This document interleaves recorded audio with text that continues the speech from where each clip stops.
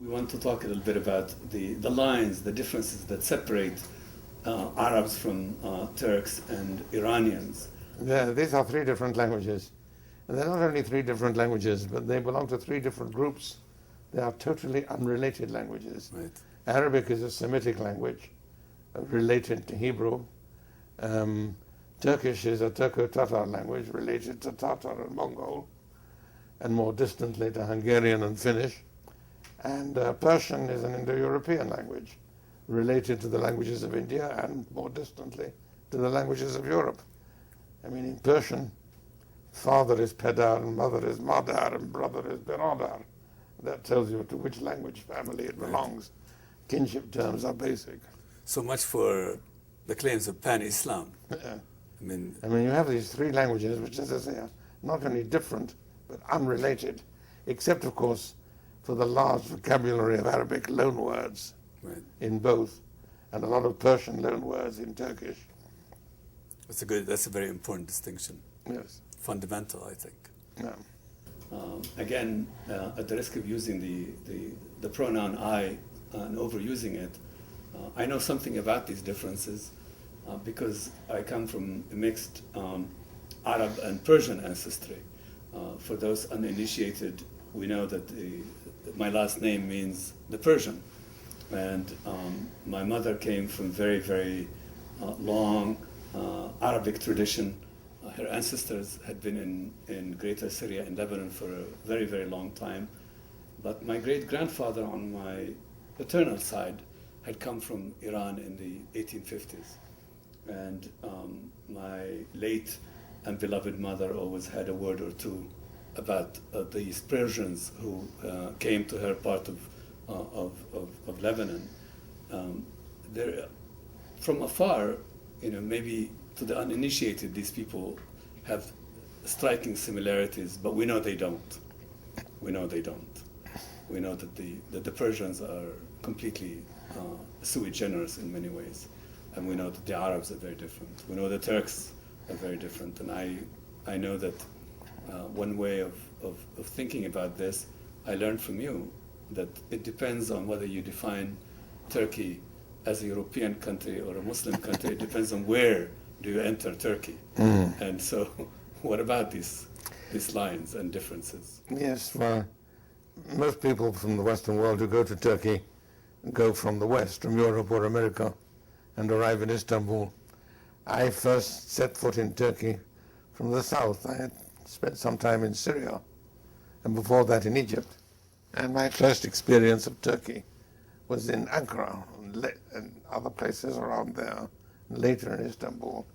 And I think I may say, you're quite right, Fouad, that this has really shaped my perception of the country ever since, having come from the south on the past instead of from the west of the present. Yes.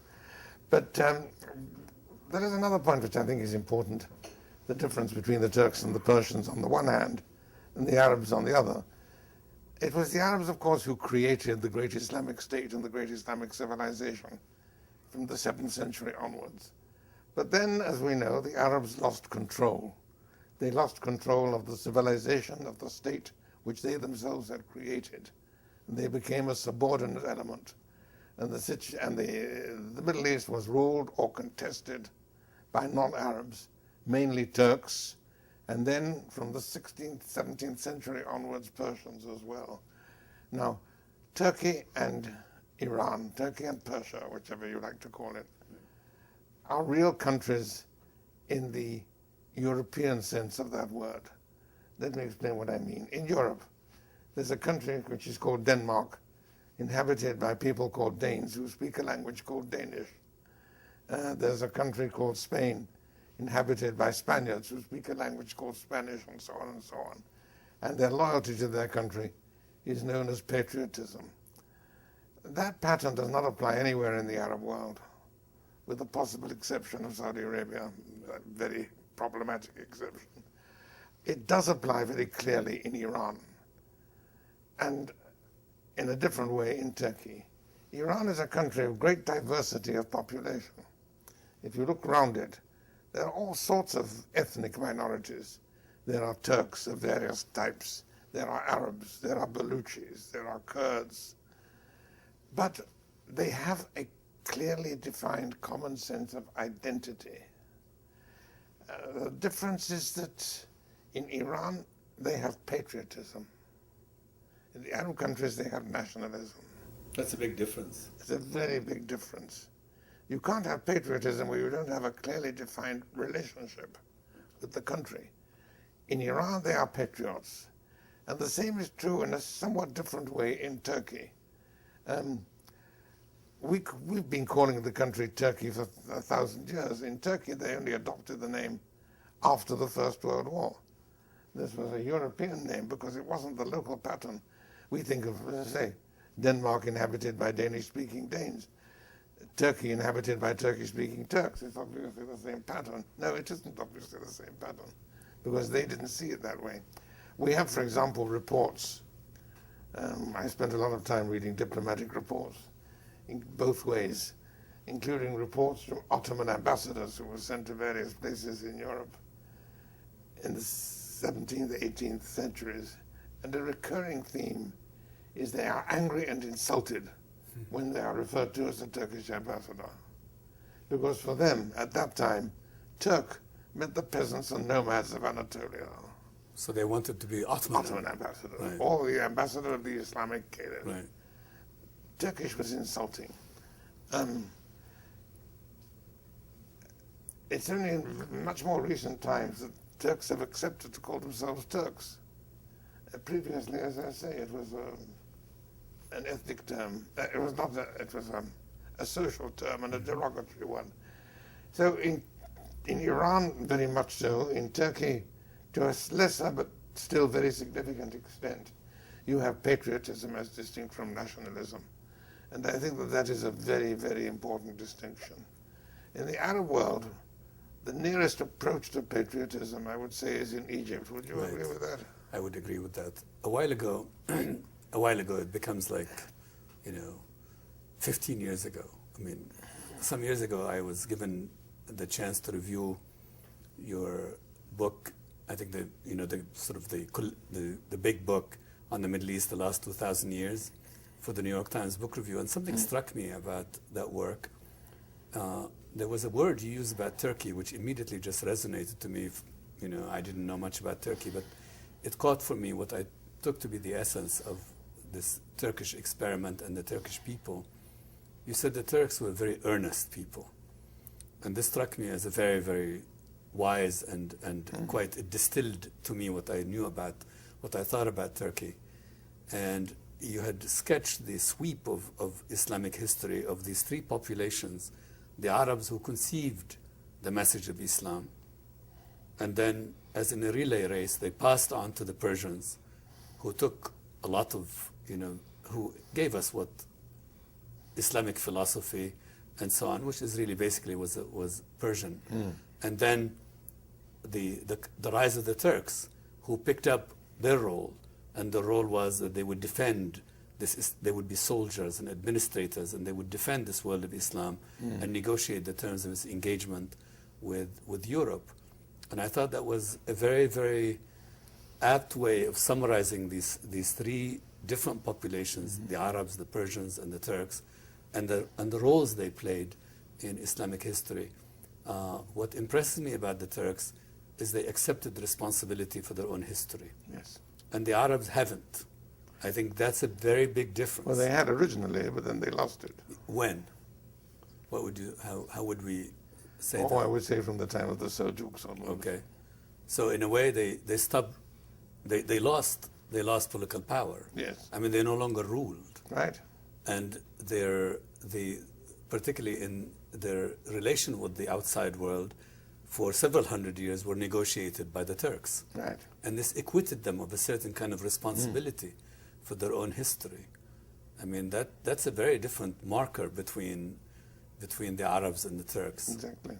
And I think that has given Arab history this kind of, this plaintive tone. Yeah. They've done this to us. Our history went wrong. But you see, even in the Ottoman Empire, which was very much a Turkish empire, Right. if you read the Ottoman chronicles, describing at great length and in great detail the various wars that they fought against Austria, against Russia, they always invariably refer to their own side as the Muslims and to the other side as the infidels. Right. They talk of a battle and give the casualties. So many Muslims, so many infidels. And then somebody writes a report of a visit to Vienna, and he says, we were received by 5 infidel officers who greeted us and escorted us and so on. The classification is still religious all the way along. You even find it in newspapers. At one time I was reading 19th century Turkish newspapers. It describes a traffic accident on the bridge. 2 infidels and a Muslim were killed. Right. It's the only classification that matters. Yes. In terms of the sort of looking at these 3 populations, the Arabs, the Persians, and the Turks, again, in that kind of way, we shouldn't do national characters, but we do. You know, there is some power to these national portrait studies. What strikes me about the Persians, if the Turks are indeed very earnest, I think the Persians were extremely creative. Yes. You know, I think of one of these great scholars. England was blessed with many of them, as we know. E.G. Browne, who was, of course, the scholar on Persia. Right. He had this wonderful description. He said, Persia is a hotbed of philosophical system. It's a hotbed of philosophical system. That the Persians have argued philosophy. They argued metaphysics. They were deeper. There were more layers to Persian civilization and to Persian identity than there were either in the case of the Arabs or the case of the Turks. Is that wrong, or? No, I would agree with that up to a point. I mean, when the Arabs came out of Arabia in the 7th century and conquered all these countries of ancient civilization, the previous identities were totally lost. Right. I mean, Egypt, after all, was the home of a very ancient civilization going back millennia. The Egyptian language survived for a little while in the form of a Coptic dialect, then disappeared. The Babylonian past was obliterated. Only in Iran, they didn't preserve much, but they did preserve a separate sense of identity. They did preserve their language to some degree. They were not Arabized as the Iraqis and the Syrians and the Egyptians were. They still have a different language, full of Arabic loanwords, Islamized, written in the Arabic script, but still Persian. And in that sense, I think, and of course, although they had forgotten their history, they had a very rich mythology to replace it. Right, right. Now the Turks are without that historical depth. Is that fair enough? I think so, yes. I mean, do the Turks know that? Does it bother? I mean, is there a kind of, because my impression, correct me on this one, is that the Arabs and the Turks and the Iranians don't know each other very well. I think that's true. You know, by and large. Their dialogue has been with the West. Yes. Each one. I mean, yes, you're right. They don't know each other very well. You know, the Arabs, for example, they decided to do something very interesting with their 4 centuries in the bosom of the Ottoman world. Yeah. They decided it was a time of darkness. False, but that was the new nationalist historiography. Yeah. Well, if you look at the literature from the period of the great Turco-Persian rivalry, right, from the 16th century onwards for a while, Turkey and Iran were the 2 great powers of the Middle East, contesting supremacy. And they generally write about each other in very insulting terms. Right. I mean, the Iranians, speaking of the Turks, refer to them as Atrak, Napak, Bi-Idrak. Atrak is the Arabic plural. Right. Napak, impure. Right. Bi-Idrak, without understanding. Right. So that's the image that they have of them. Yes. Yes. The rhymed insult is very popular in that part of the world. So these populations really don't quite know, I mean, the way they've spent a lot of time defining their identity and their grievances against the West. Right. But that's all modern, of course. That's modern. That is modern. Previously, the religious identity was the all-important one. Yes. And within the religious identity, it was dynastic. Yes. The state of which you were a subject. Right. The ruler to whom you owed allegiance. Yes. But as we know, I mean, I think, again, I hate to do this to you again, but there is I remember a book you wrote in the mid to late 70s on history remembered, recovered, invented, which I thought was very nice categories that we remember history. Yeah. we recover it, we invent a lot of it. And I think that to a great extent, I see the writing of modern Arab history has been this kind of tremendous amount of invention has gone into it. Yes. To separate themselves from the Turks, to argue that this was an alien imposition, when it wasn't. You know, it had never been an alien imposition. And I think the role of the pioneers of Arab nationalism, the Christian Arab intellectuals, they had a vested interest in setting up this kind of dichotomy between the Turks, between the Ottoman Empire and the Arab world. No, it was first the non-Muslims and then the non-Sunnis. Right. Who had an interest in that. Right. I mean, indeed, when you take a look at the way Arab intellectuals wrote Arab history, the primacy of the Christian Arab intellectuals was, I mean, this is very important to them. Yes. And there's a kind of irony that visits Arab history. The Christian Arabs take the lead in the writing of Arab nationalism, and a century later, Islamism begins to write them out of the community. Well, the Arab Christians had an obvious interest in a form of identity and loyalty which includes them. Right, right.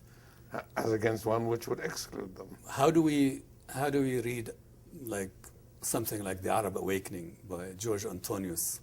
The manifesto of Arab nationalism. Yes. He was a Greek Orthodox Christian. He was a Greek Orthodox. Yes, he was a Lebanese Greek Orthodox. Yes. He grew up in Egypt.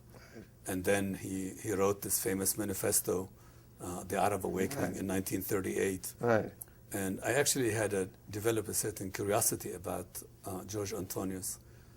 You can imagine if you write your first major book called The Arab Predicament, you will be interested in the man who wrote The Arab Awakening, several decades earlier. Yes. So I tracked him down, and there was something almost, I can't quite recall the depth of it, but I remember it was really quite an intense experience trying to find the trail of George Antonius. And I thought he was from Alexandria. It turned out he's from a little mountain town in Mount Lebanon named Deir al-Amr. And I began looking at George Antonius.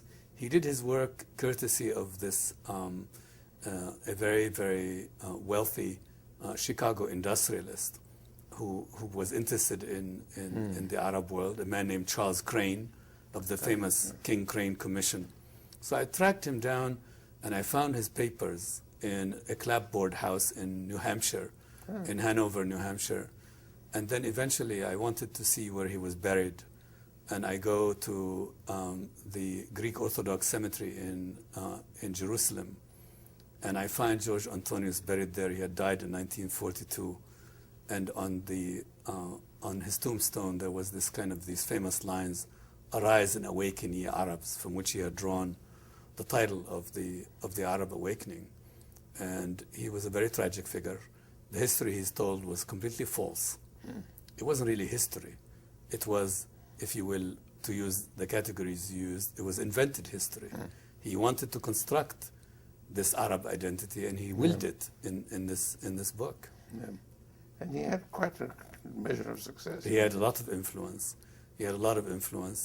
He had a very gregarious wife who was the supreme hostess of Jerusalem at the time, Soraya Antonius. It's quite almost it's a tale very melancholic in a way. He dies a very kind of forgotten and a man alone. Yes.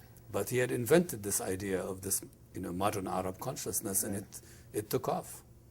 It took off.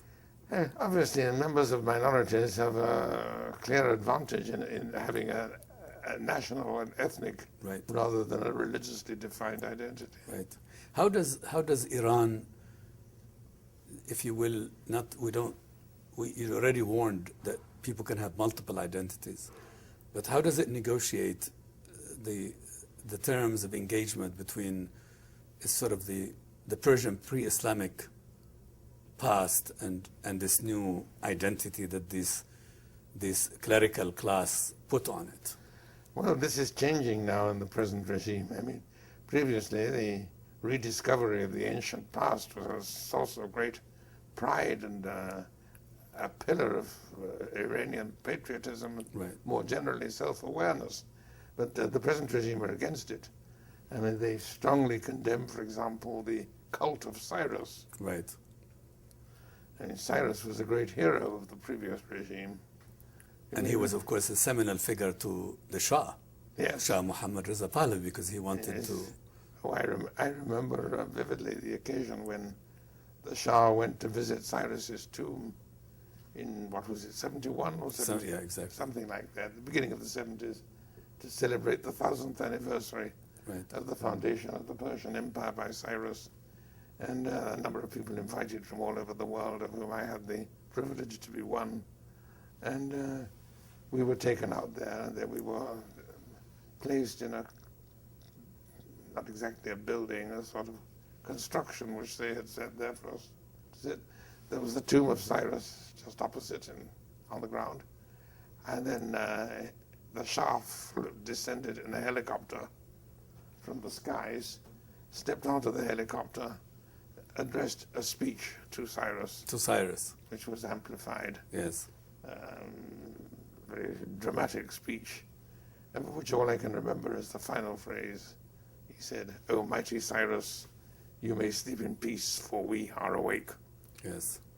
And of course, 7, 8 years later, he was as I think someone, it was Henry Kissinger who described him as a flying Dutchman looking for a port of call. No one would allow him, to land. He was abominably treated. Yes, and there's a very interesting chronicle of this poor man Yes. who had been America's principal ally in the region Yes. for many, many years, trying to find a place of exile, making the tour from Morocco to Egypt to the Bahamas to Mexico to Panama before eventually being granted asylum by Sadat. He was the only brave and principled man and honored this obligation. Exactly. I think you said something once that you said America is, perhaps I will not get it exactly right, but the sentiment, it's kinder to its enemies, that it's easier sometimes and safer to be an enemy of the United States than to be a friend. I don't recall the exact words, but I Yes. do remember, yes. Zia al-Haq, the Pakistani dictator ruler, not exactly the best of people. I think he launched Pakistan on this kind of Islamization journey. But he did have one moment of clarity where he said, being a friend of America is like sitting on the banks of a great river. It's lush and fertile, but every few years the river changes course and you find yourself sitting in the middle of a barren desert. Mm-hmm. And I thought, this or is... in the middle of the torrent. Yes, and this is not bad at all. Yeah. But on the identity of these, three populations, do you think the Iranians can make themselves, if you will, a factor in the life of the Arabs, given their own temperament, given their own identity? I mean, I ask this question because... Yes, I doubt it.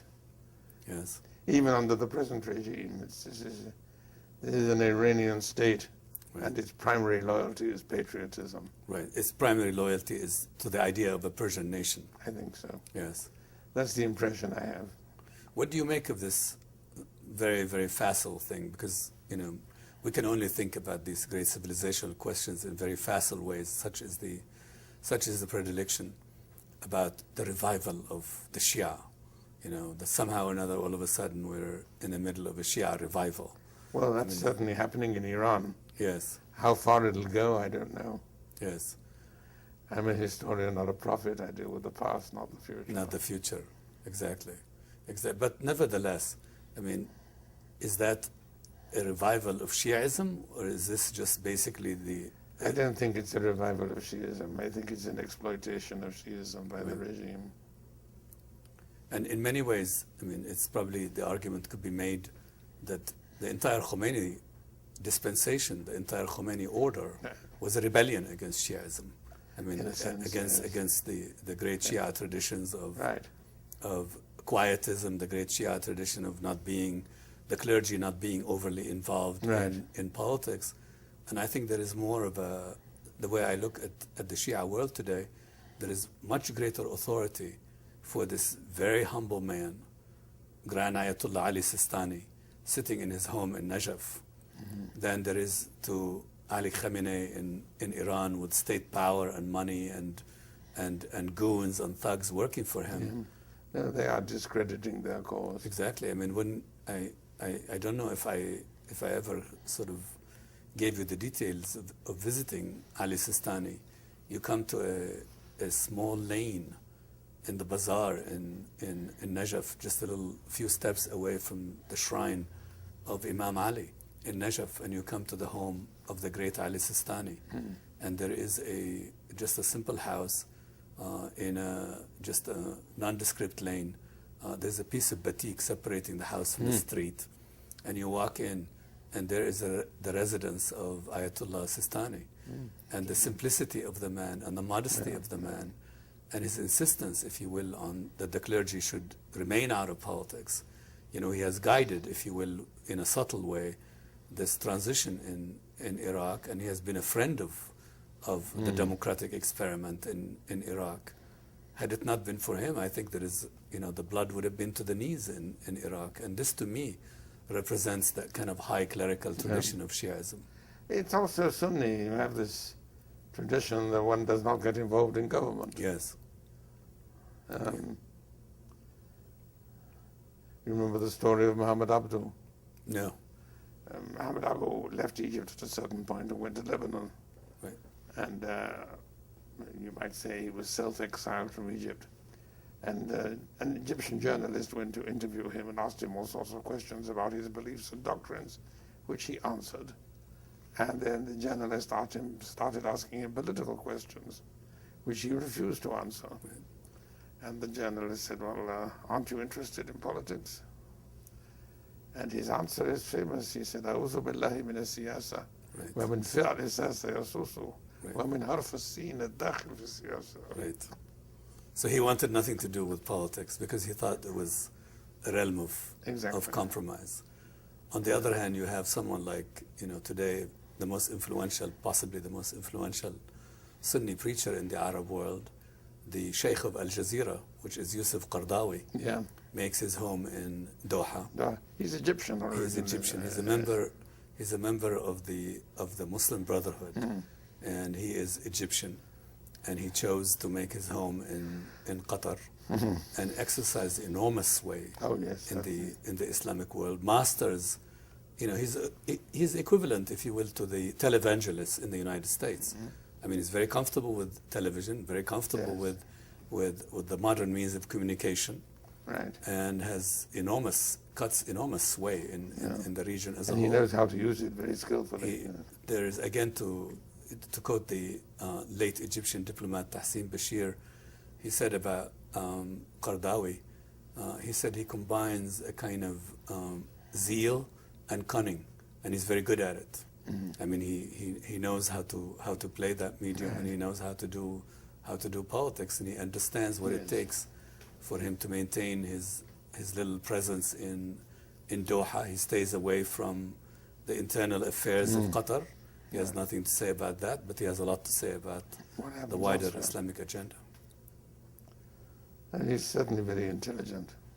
What about the Islamic clergy in Saudi Arabia? I think they're basically pretty much, the way I read them, is they answer to the state. I mean, they are very... That's my impression. Right. I've observed them a little bit because I've been in and out of Arabia since, you know, the early 1990s. And I think their partnership with the state is very intimate. And there is a wonderful vignette about the late King Khalid, who ruled between 75 and 82. Well, he was talking about the ulama, the religious class, and someone said, oh, you know, Your Majesty, this will not be acceptable to the ulama. That will not be acceptable to the ulama. And he said, well, the ulama are on my head. You know, a sign of respect, as you know, they're on my head. But if I shake my head, they will fall to the ground. You know, the primacy of the state, the primacy of kingship is total. Well, there are a lot of different Muslim traditions about that. Right. You know the story of the evening when the Caliph al-Ma'mun was sitting at his court with a group of courtiers. They were chatting about this and that and the other thing. And then they got onto the subject of happiness, the definition of happiness. How do you define happiness? And they batted this back and forth, and then they turned to the Caliph and said, "O Commander of the Faithful, tell us, who is a happy man?" The Caliph said, "I don't know him and he doesn't know me." That's the definition of a happy man. Yes. Who stays out of the political realm Exactly. altogether. Uh, Well, given the record of some Middle Eastern states in modern times, the despotisms, exactly. the Syrians, the Iraqis, the Libyans, etc. Well, despotism is a modern development. I mean, in the past you have authoritarian government, but you don't have despotism. I think this is one of your themes, actually. Yeah. In some of the, for all that's said about your, lack of sympathy, if you will, for nationalist movements and so on, you've made the argument and made it very, very well in many of your essays that, in fact, these kinds of despotisms are not indigenous to the traditions of the place. Importation from that they came via the Nazi world, the Marxist tradition, etc. Mm-hmm. Yeah.